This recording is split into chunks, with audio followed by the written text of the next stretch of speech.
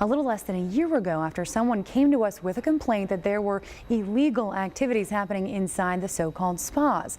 Now, the two owners at the center of my investigation were actually arrested in that bust today. And as you'll see in a moment, when I confronted them about alleged prostitution in the past, they denied any wrongdoing. This is what Oriental Spa looked like 1 year ago. On East Francis, the building was run down, windows boarded up, the front doors locked. But look closer. Oriental Spa was open for business, day and night. Were they just a front for a prostitution ring? We went to find out. We don't do anything. You don't do anything that is of a sexual nature? She wouldn't show her face, but that voice you hear behind the door identified herself as Chin, the manager. So you've never had any backdoor deals here, never anything of a sexual nature? Not here. And you heard her. She says there's no sex behind their doors. So we took our questions to her son, Tony Day. So you can't come here for a happy ending? No, you cannot. No, you can't. Despite his claims from about a year ago, he and his mother are now behind bars, part of at least a half a dozen spa owners arrested in a wide-ranging prostitution bust. It all started 1 year ago near the slots and card tables inside Northern Quest Resort and Casino. Back then, tribal police believed prostitutes were soliciting men inside their hotel. They tipped off Airway Heights PD, and sure enough, the chief says they quickly confirmed the women were cyber pimping, pre-arranging meetings with Johns on websites like Backpage.com and SpokaneBoard.com, then meeting them for sex acts at Northern Quest. But that was just the tip of the iceberg. Police say some of the women turned into confidential informants, spilling all of their dark secrets and revealing the dark underbelly of the prostitution world.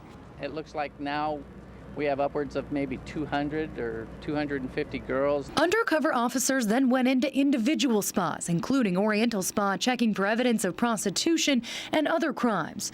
Now, police believe this so-called spa never offered a single massage.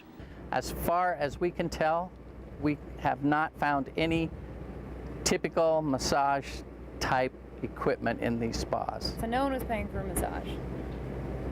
We don't believe that anybody is going for a legitimate massage. No, we think that these are for prostitution.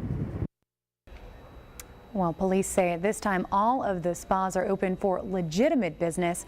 Now, I did request a jailhouse interview with Tony and Chin Day, but have not heard back on that just yet.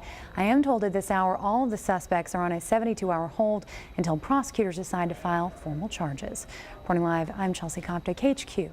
Chelsea, a year is a long time for a prostitution ring to go unchecked. A long time indeed. Dan and Stephanie, good evening. Well, Spokane police officers have often told me what happens behind closed doors is considered a victimless crime. Well, in a news conference today, Airway Heights Police Chief Lee Bennett said that prostitution alone might be victimless, but says the crime it attracts makes it a community-wide problem. Well, tonight, our Center for Investigative Action looks into these Oriental spas and why Spokane police waited so long to do something about them.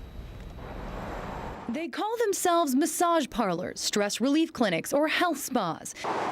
But does this look like a spa to you? Last year, we began investigating these so-called spas and brought our concerns to the Spokane police chief at the time, Ann Kirkpatrick. I'm sure you're familiar with what We they are. are, yes. At the time, she called some of these spas organized prostitution rings. So why weren't they being investigated? The chief then gave 3 reasons. First, she drew a hard line between prostitutes who worked behind closed doors and those on the streets. She also said organized crime was much harder to fight. Although I am not unmindful of the other type of organized prostitution, I also have to rely on other agencies that do organized crime to help with that. And finally, she believed prostitution was a victimless crime. The purpose of those search warrants. Today, with a suspected prostitution ring blown wide open involving 8 local spas, countless Johns, and prostitutes, we went back to Spokane PD, and they still stood by what they said several months ago. You have something of that magnitude where all the parties are willingly engaging in these activities, and then you have these other crimes where you have a true victim and you only have a limited resources to work those. You prioritize those based on those logistics. And in this case, Airway Heights did. They did all the footwork on it, and they basically were ready to go, and they said, will you guys please help us out? We don't have the staffing to work these. As you heard Major Meidel say there, Spokane police are prioritizing violent crimes over prostitution between what is typically two willing people. In the meantime, the Airway Heights Police Department led this multi-agency investigation because that's where they said the prostitution in this case began within their jurisdiction at Northern Quest a year ago. Now, another key factor here were the CIs. Airway Heights Police Department said some of the women in this alleged prostitution bust became their confidential informants, which was crucial to breaking this case wide open.